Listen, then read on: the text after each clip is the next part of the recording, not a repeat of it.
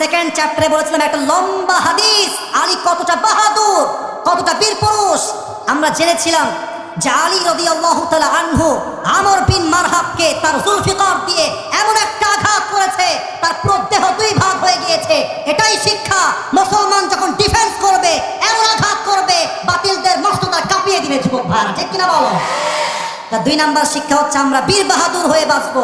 সাইদি সাহেব বারবার একটা কথা বলতেন, বিড়ালের মতো 500 বছর বেঁচে থাকার কোনো দাম নাই। যুবক ভাইরা, সিংহের মতো 1 ঘন্টা আমরা বাঁচতে চাই। হয় মরবো, জীবন দিব, নয় আল্লাহর রাস্তায় শহীদ হয়ে মরবো, নয় আমরা এখানে জমিনে আল্লাহর দিন কায়েম করেই বাঁচবো। ঠিক কিনা বলে? 3 নাম্বার হাদিস বলেছিলাম বিয়ের ব্যাপারে। বিয়ের ব্যাপারে নবীজি টাকাকে প্রায়োরিটি দেন নাই, সম্পত্তি দেখেন নাই, চরিত্র আছে যেখানে মেয়ে দিব আমরা সেখানে। ঠিক কিনা বলে? যারা জাস্ট বলে টাকা চাই টাকা চাই, টাকা হলেই মেয়ের বিয়ে দিব, কসম করে বলছি অনেক মেয়ের বিয়ে হয়েছে কোটিপতির ঘরে, আরেক মেয়ের বিয়ে হয়েছে গরিবের ঘরে।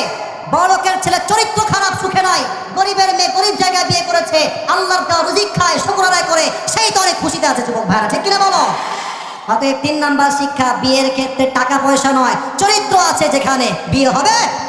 ওখানে একটা কথা অ্যাড করেছিলাম, একটু মাথায় ঢুকে নেন যুবক ভাইরা, পৃথিবীকে পাওয়ার ক্ষেত্রে কাজে আসবে। বলেছিলাম দাড়ি আমরা রাখবোই রাখবো, কে লাইক করলো কে ডিসলাইক করলো উই ডোন্ট কেয়ার, ঠিক